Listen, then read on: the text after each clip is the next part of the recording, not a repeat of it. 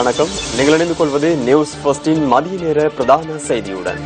விரிவான செய்திகளுக்கு செல்லும் முன்னர் முதலில் தலைப்புச் செய்திகள். புதிய அரசாங்கத்தின் 3 அமைச்சர்கள் பதவி பிரமாணம். முன்னாள் பாதுகாப்பு செயலாளர் கோட்டாபய ராஜபக்சவிடம் பாரிய ஊழல் மோசடி தொடர்பில் ஜனாதிபதி ஆணைக்குழு விசாரணை. காணாமல் போனோர் தொடர்பான சாட்சி விசாரணைகள் தொடர்ந்து 3வது நாளாக இன்றும் முன்னெடுப்பு. இனி விரிவான செய்திகள். புதிய அரசாங்கத்தின் 3 அமைச்சர்கள் சற்று நேரத்துக்கு முன்னர் ஜனாதிபதி மைத்ரிபால சிறிசேன முன்னிலையில் பதவி பிரமாணம் செய்து கொண்டனர். இதன் அடிப்படையில் வெளிவிவகார அமைச்சராக மங்கள சமரவீர பதவி பிரமாணம் செய்து கொண்டார். விஜயதாச ராஜபக்ச நீதி அமைச்சராகவும் DM சுவாமிநாதன் மீள்குடியேற்றம் மற்றும் புனர்வாழ்வு அமைச்சராகவும் பதவி பிரமாணம் செய்துள்ளதாக ஜனாதிபதி ஊடகப் பிரிவு குறிப்பிடுகின்றது. ஐக்கிய மக்கள் சுதந்திர கூட்டமைப்பினை கலைப்பதற்கு தீர்மானிக்கப்படவில்லை என சுதந்திர கட்சியின் பொதுச் செயலாளர் தெரிவித்துள்ளார். என்றும் இல்லாத வகையில் ஸ்ரீலங்கா சுதந்திர கட்சியை மேலும் வலுப்படுத்துவதற்கான நடவடிக்கைகள் முன்னெடுக்கப்படுவதாகவும் கட்சியின் பொதுச் செயலாளர் துமிந்த திசாநாயக்க தெரிவித்தார். இதேவேளை தேசிய அரசாங்கத்தை உருவாக்குவதற்கு தேவையான ஆதரவை தமது கட்சி வழங்கும் எனவும் அவர் மேலும் குறிப்பிட்டார். மட்டக்களப்பில் நடைபெற்றுக் கொண்டிருக்கும் காணாமல் போனோர் தொடர்பான முறைப்பாடுகளை விசாரணை செய்யும் ஜனாதிபதி ஆணைக்குழுவின் சாட்சி விசாரணைகளில் இதுவரை 103 பேர் சாட்சியம் அளித்துள்ளனர். மட்டக்களப்பு மாவட்டத்திற்கான ஜனாதிபதி ஆணைக்குழுவின் 3ஆம் கட்ட அமர்வின் 3ஆம் நாள் இன்றாகும். இன்றைய அமர்விற்கு 255 பேருக்கு அழைப்பு விடுக்கப்பட்டிருந்தது. இன்றைய அமர்வில் இதுவரை 84க்கும் மேற்பட்ட புதிய முறைப்பாடுகள் பதிவாகியுள்ளதாக ஆணைக்குழுவின் உயர் அதிகாரி ஒருவர் குறிப்பிட்டார். பயந்தானே அந்நேரம் இவருக்கும் போட்டு டெலகாரனை சரியா நடி அடிச்சிருந்தானே கரைக்கடையில வச்சு அந்த பயத்துல நாங்க போவது டெலோகாராக அந்த டெலோகாராக அந்நேரம் அந்த நாங்க போகலையா நாங்க மரண பதியம் எடுக்கல.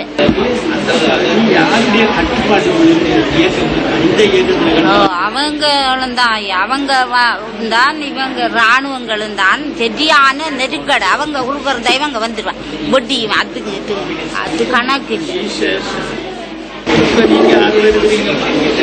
நான் வேறுந்தாய் அவருக்கு வயது 65 வயது. மட்டக்களப்பு மாவட்டத்தில் நேற்று முன்தினம் ஆரம்பிக்கப்பட்ட 3ஆம் கட்ட சாட்சி பதிவுகள் நாளை வரை இடம்பெறவுள்ளன. மட்டக்களப்பு மாவட்டத்தில் இருந்து கிடைக்கப்பெற்றுள்ள 1081 முறைப்பாடுகள் தொடர்பில் ஆணைக்குழு சாட்சி விசாரணைகளை மேற்கொள்ளவுள்ளது. இதேவேளை கடந்த 2 நாட்களாக முன்னெடுக்கப்பட்ட சாட்சி விசாரணைகளின் போது அழைப்பு விடுக்கப்பட்டவர்களில் 357 பேர் சாட்சியம் அளித்துள்ளனர்.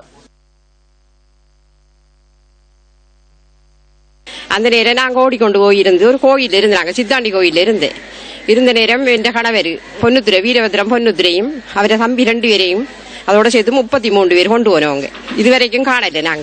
நாங்க முறைப்பாடு செய்திருக்கோம். இதுவரைக்கும் நான் செய்த இடம் ஒரு 42 இடத்துக்கிட்ட செய்திருக்கேன். நிறுவனங்களையும் செய்திருக்கேன். ஜனாதிபதி கொழும்புக்கு போய் செய்திருக்கேன். முழு இடத்திலையும் செய்திருக்கேன்.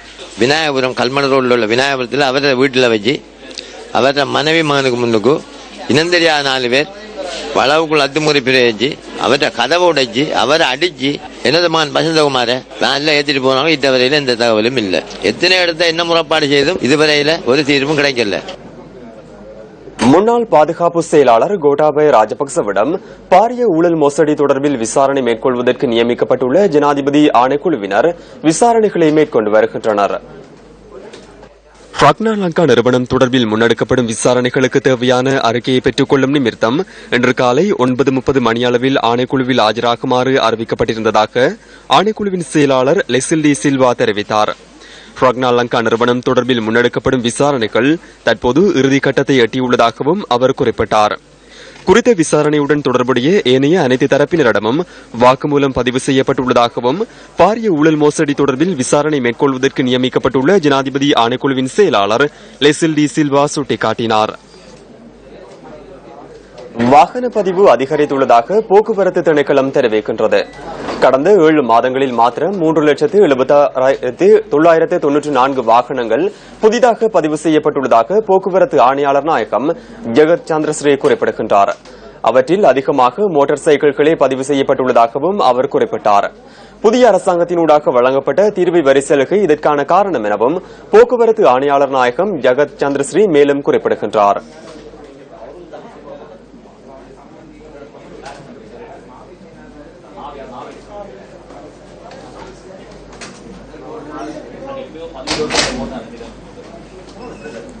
பொதுத் தேர்தலின் நிமித்தம் தற்காலிகமாக இடைநிறுத்தப்பட்டிருந்த கல்வி பொதுத்தராதர உயர்தர பரீட்சை இன்று மீள ஆரம்பமாகியுள்ளதாக பரீட்சைகள் திணைக்களம் தெரிவிக்கின்றது. இதற்கமைய 2ஆம் கட்ட பரீட்சைகள் அடுத்த மாதம் 8ஆம் தேதி வரை நடத்தப்படும் என உதவி பரீட்சைகள் ஆணையாளர் எஸ் பிரணவதாசன் குறிப்பிடுகின்றார்.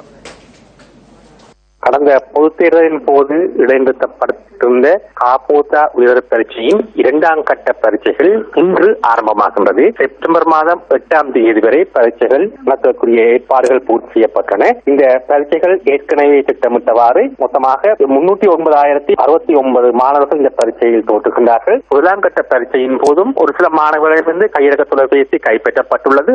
ஆகவே மாணவர்கள் பரீட்சை நிலையத்துக்கு செல்லும் பொழுது இந்த கையடக்க தொலைபேசியை கொண்டு செல்வதை தவிர்க்குமாறு கேட்டுக் கொள்கின்றோம். இந்த பரீட்சையிலும் மாணவர்களுக்கு ஏதாவது சிரமங்களோ அல்லது நீங்கள் அசம்பாவிதங்கள் சந்திக்க நேரிட்டால் உடனடியாக எமது நேரடி தொலைபேசி இலக்கமான 1911 தொடர்பு கொண்டு எங்களுக்கு எந்நேரமும் அறிவிக்க முடியும். நுவரெலியா மாவட்டத்தின் அம்பகமு பிரதேச சபைக்குட்பட்ட டிகோயா 4 days வீதியை புனரமைத்து தருமாறு பிரதேச மக்கள் கோரிக்கை விடுக்கின்றனர். மத்திய மாகாணத்தின் அம்பகமு பிரதேச சபைக்குட்பட்ட டிகோயா 4 days வீதியே இது. சுமார் 3 கிலோமீட்டர் தூரம் கொண்ட இந்த வீதியில் அதிகளவான வாகனங்கள் பயணம் செய்வதாக எமது செய்தியாளர் தெரிவிக்கின்றார். இந்த வீதியினை தினமும் பயன்படுத்தும் தாம் பல்வேறு சிரமங்களை எதிர்நோக்குவதாக பிரதேச மக்கள் தெரிவிக்கின்றனர். வீதி ரொம்பவும் ஒரு குண்டு குழியுமாக காணப்படுது. இது நாங்கள் எத்தனை முறை நாங்கள் அறிவித்தும் இதுக்கான சரியான தீர்வுகள் எங்களுக்கு கிடைக்கல. இதில் பயணிக்கிற அரசு பேருந்துகள் 3 டயகம் வரைக்கும் போகுது ஹெட்டனிலிருந்து. அதே மாதிரி தனியார் பேருந்துகள் 9 பேருந்துகள் பயணம் செய்து டயகம் ஊடாக 4 days 10 தனியார் பஸ்கள் இங்கு. இந்த ரோட்டு சரியான உடைஞ்சிருக்கிறனால எங்களுக்கு வாகனங்கள் ரொம்ப ரிப்பேரிங் ஆகுது. அது மட்டும் இல்லாமல் இந்த நேரத்துக்கு வேலைக்கு போகிற ஆட்கள் டைமுக்கு கொண்டு போயிட்டு விட இல்லை. அதனால எங்களுக்கு அது கூடிய சீக்கிரமா அந்த ரோட்டை கொஞ்சம் செஞ்சு கொடுத்தா எங்களுக்கு எல்லாத்துக்குமே பாதுகாப்பா இருக்கும். டயகம பகுதியில் இருந்து டிகோயா வைத்தியசாலைக்கு செல்லும் நோயாளிகள் பல்வேறு இன்னல்களை எதிர்கொள்வதாக மக்கள் குறிப்பிடுகின்றனர். 6 மணிக்கு தான் இந்த ரோட் இருக்கு. சொல்ல போனா ஸ்கூல் பிள்ளைய போகவே முடியல. ஸ்கூல் பிள்ளைய சப்பாத்தெல்லாம் அநேகமா புது சப்பாத்து ஒன்று வாங்கி கொடுத்தா அது சும்மா வீணா போகுது. ஏன்னா அந்த ரோட்ல நடக்க இல்லை, சகதி தண்ணி, ரோட்டு இது காண எதுன்னு தெரியாம இருக்குது. சேதமடைந்த நிலையில் காணப்படும் இந்த வீதி தொடர்பில் பல்வேறு அதிகாரிகளிடம் தெரிவித்தும் இதுவரையில் எந்தவித நடவடிக்கையும் எடுக்கப்படவில்லை எனவும் மக்கள் குறிப்பிடுகின்றனர். 4 days வீதியை புனரமைத்து போக்குவரத்தை இலகுபடுத்துமாறு கோருகின்றனர் டிகோயா பிரதேச மக்கள். இத்துடன் நியூஸ் ஃபர்ஸ்டின் மதிய நேர பிரதான செய்தி நிறைவு பெறுகின்றது. மீண்டும் சந்திக்கலாம் நியூஸ் ஃபர்ஸ்டின் 2:25 மணித்தியால செய்தியில். வணக்கம்.